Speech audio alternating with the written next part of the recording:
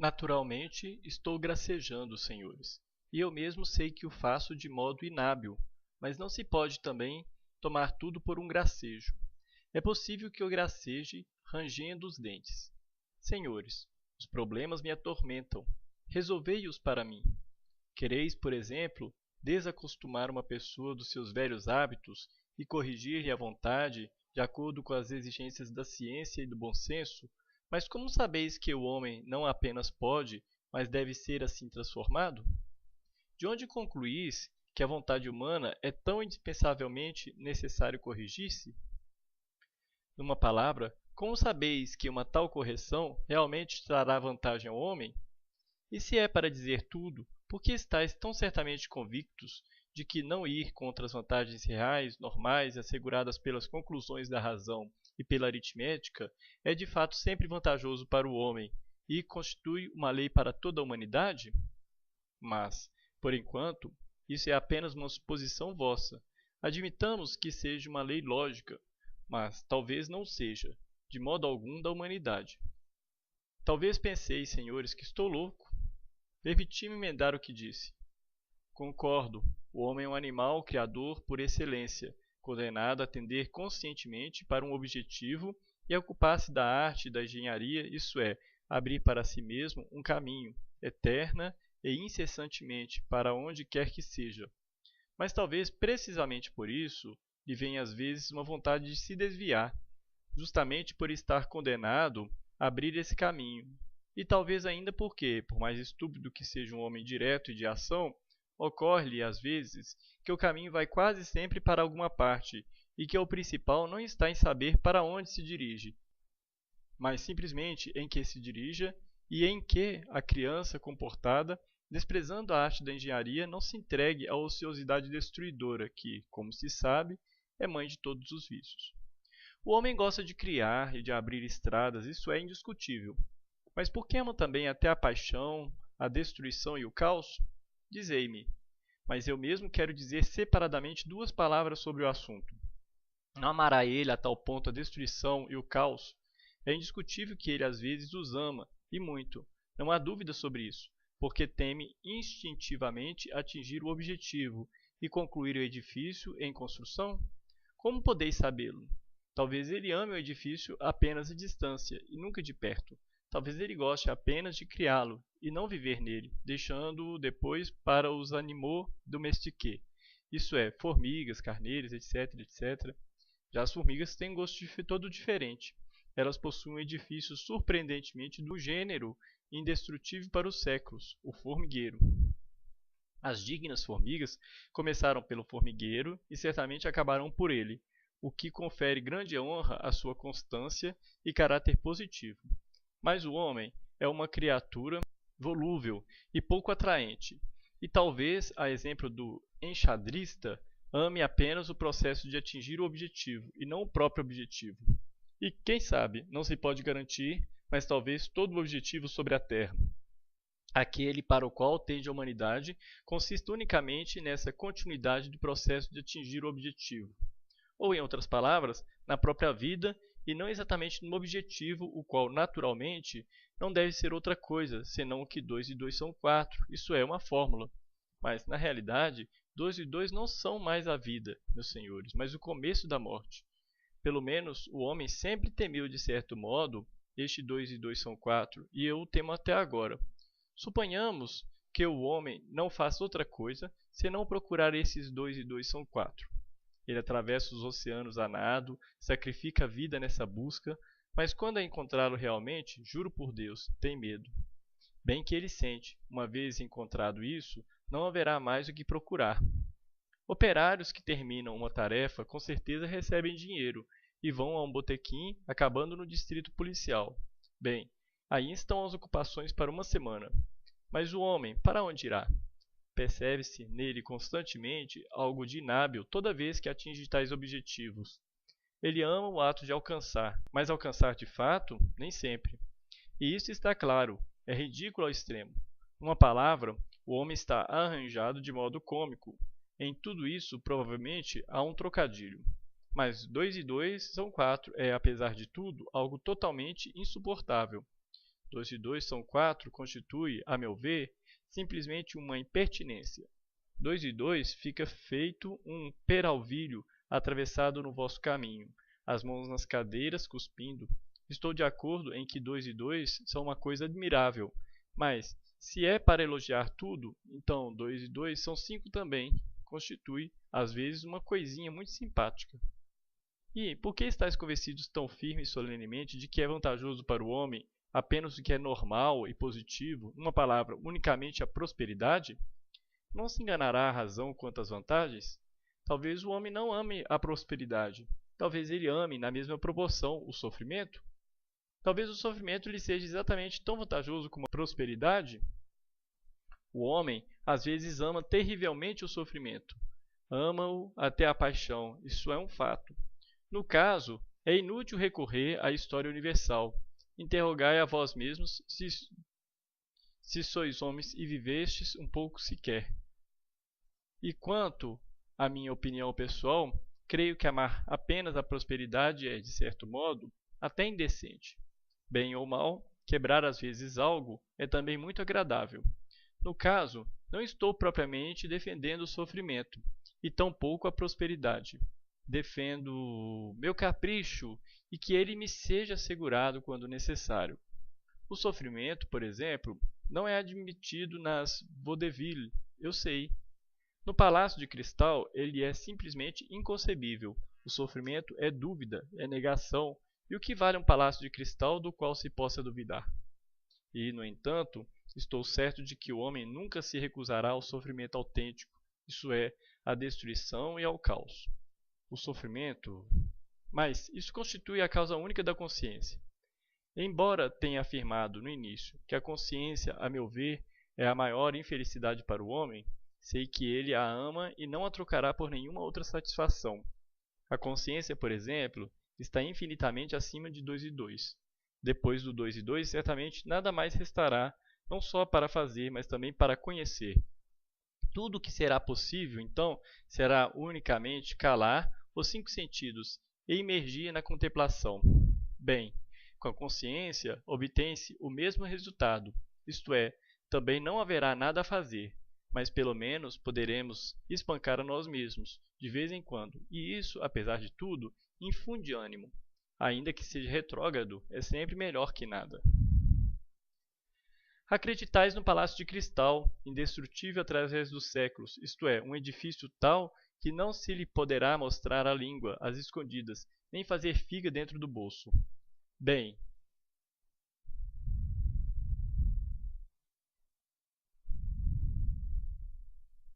mas talvez eu tema este edifício justamente porque é de cristal e indestrutível através dos séculos, e por não se poder mostrar-lhe a língua, nem mesmo as ocultas. Pensai no seguinte: se em lugar do palácio existir um galinheiro, e se começar a chover, talvez eu trepe no galinheiro a fim de não me molhar, mas assim mesmo não tomarei o galinheiro por um palácio, por gratidão pelo fato de me ter protegido da chuva. Estais rindo. Dizeis até que, nesse caso, galinheiro e palácio são a mesma coisa. Sim, respondo, se fosse preciso viver unicamente para não me molhar. Mas, que fazer se eu próprio meti a cabeça que não é apenas para isso que se vive e que se trata de viver, deve-se fazê-lo no palácio? É a minha vontade, o meu desejo. Somente o podereis desarraigar de dentro de mim quando transformardes os meus desejos. Bem, modificai-os, seduzi-me com algo diverso, dai-me outro ideal.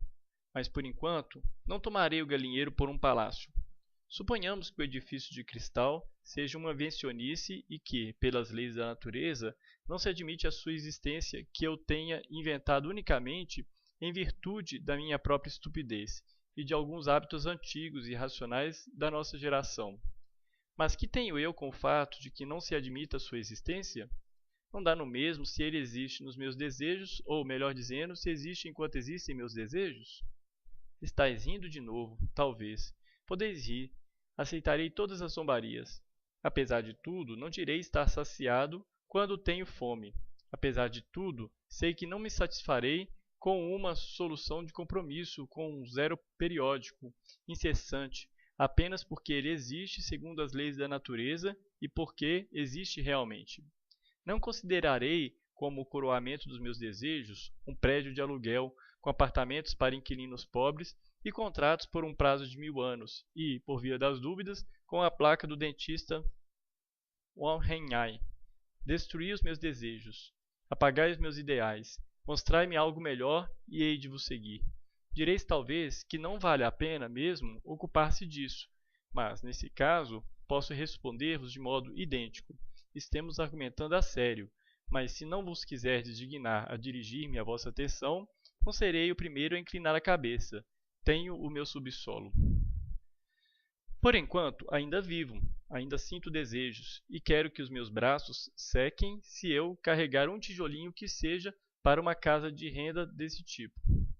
Não negueis ao fato de que, ainda há pouco, eu mesmo tenha recusado o edifício de cristal, unicamente porque não se poderá zombar dele mostrando-lhe a língua. Eu não disse isso porque goste tanto de mostrar a língua. É possível que me zangasse unicamente porque, dentre todos os vossos edifícios, não houvesse um só ao qual não se poderia deixar de mostrá-la. Pelo contrário, eu deixaria simplesmente por gratidão que ela me fosse cortada de vez se tudo se arranjasse de modo que eu mesmo nunca mais tivesse vontade de mostrá-la.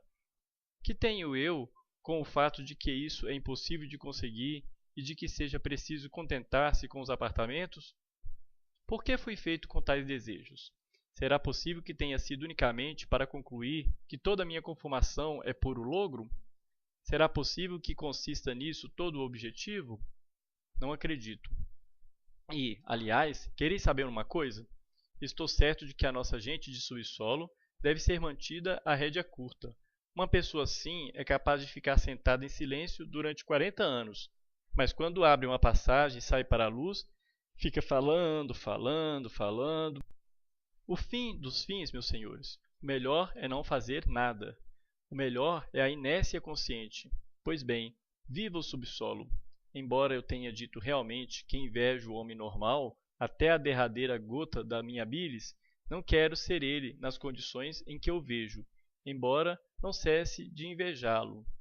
Não em todo caso. O subsolo é mais vantajoso. Ali, pelo menos, se pode, mas estou mentindo agora também.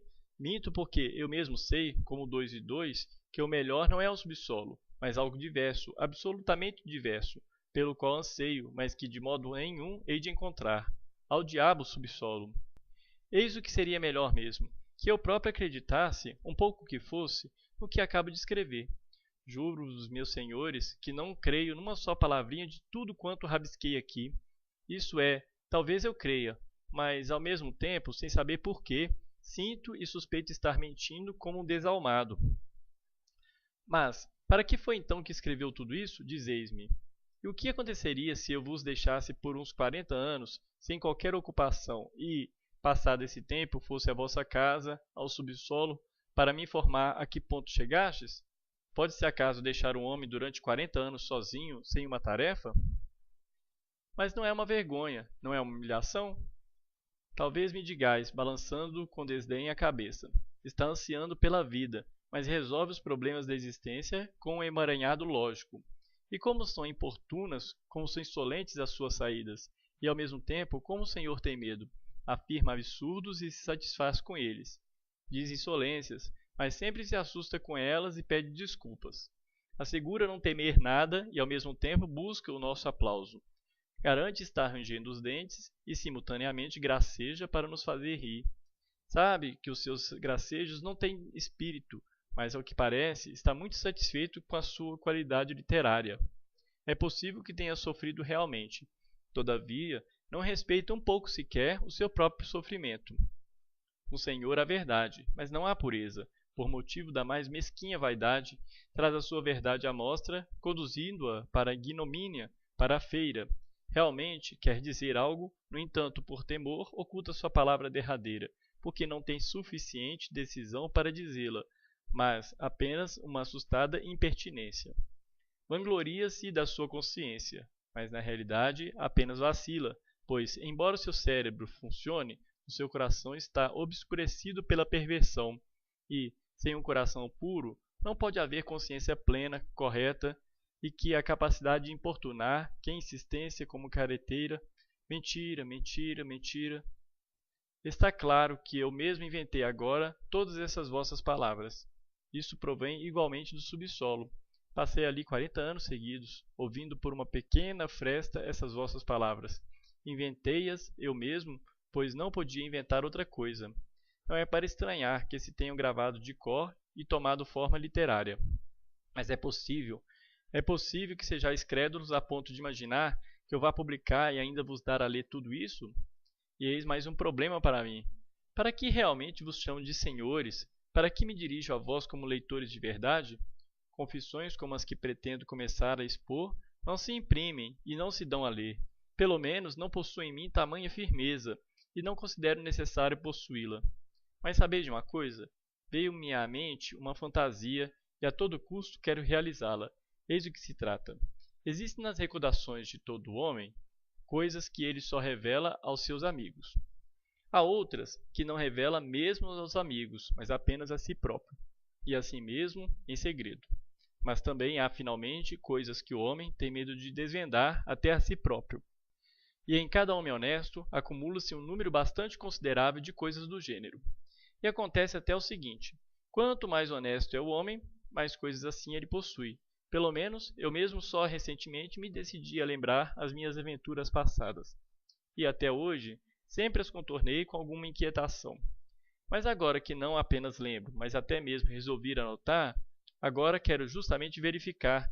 É possível ser absolutamente franco, pelo menos consigo mesmo, e não temer a verdade integral? Observarei a propósito. Heine afirma que uma autobiografia exata é quase impossível e que uma pessoa falando de si mesma certamente há de mentir. Na sua opinião, Rousseau, por exemplo, com toda certeza, mentiu a respeito de si mesmo, na sua confissão, e fê-lo até intencionalmente, por vaidade. Estou certo de que Heine tem razão. Compreendo muito bem que se possa, às vezes, apenas por vaidade, até urdir crimes a respeito de si mesmo, e percebo muito bem de que tipo de essa vaidade pode ser. Mas Heine estava emitindo juízo sobre um homem que fazia sua confissão em público, e eu escrevo unicamente para mim, e declaro de uma vez por todas que, embora escrevo como se me dirigisse a leitores, faço apenas por exibição, pois assim me é mais fácil escrever. Trata-se de forma, unicamente de forma vazia, e eu nunca hei de ter leitores. Já declarei isso uma vez. Não quero constranger-me a nada na redação das minhas memórias. Não instaurei nelas uma ordem, nem um sistema. Anotarei tudo que me vier à lembrança. Bem, por exemplo, alguém poderia implicar com essas palavras e me perguntar: se de fato não conta com leitores, para que faz tais contratos consigo mesmo, e ainda por escrito, no sentido de que não instaurará uma ordem ou um sistema que há de anotar tudo que lhe vier à memória, etc, etc? Para que está dando explicações? Para que se desculpa? Já vou responder. Há toda uma psicologia nisso. Talvez mesmo o fato de que eu seja simplesmente um medroso. E talvez também imagine de propósito diante de mim um público para que me comporte de modo mais decente quando estiver escrevendo. Pode haver 1000 razões até. Fica ainda uma pergunta. Para que, em suma, quero eu escrever? Se não é para um público, não se poderia recordar tudo mentalmente sem lançar mão do papel? Assim é. Mas por escrito isso sairá de certo modo solene. O papel tem algo que intimida, haverá mais severidade comigo mesmo e o estilo há de lucrar. Além disso, é possível que as anotações me tragam realmente um alívio. Agora, por exemplo, pressiona-me particularmente uma remota recordação. Lembrei-me disso com nitidez há poucos dias, e desde então ela ficou comigo, qual um motivo musical magoado que não nos quer deixar. E assim mesmo, é preciso livrar-se dele.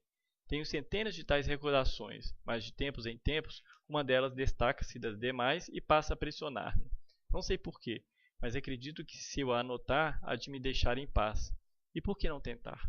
Finalmente, estou enfadado e, no entanto, permaneço sem fazer nada. E o ato de anotar é, de fato, como que um trabalho. Dizem que o trabalho torna o homem bom e honesto. Bem, aí está pelo menos uma probabilidade favorável. Agora está nevando, uma neve quase molhada, amarela, turva. Ontem nevou igualmente e dias atrás também. Tenho a impressão de que foi justamente a propósito da neve molhada que lembrei esse episódio que não quer agora me deixar em paz. Pois bem, aí vai uma novela sobre a neve molhada.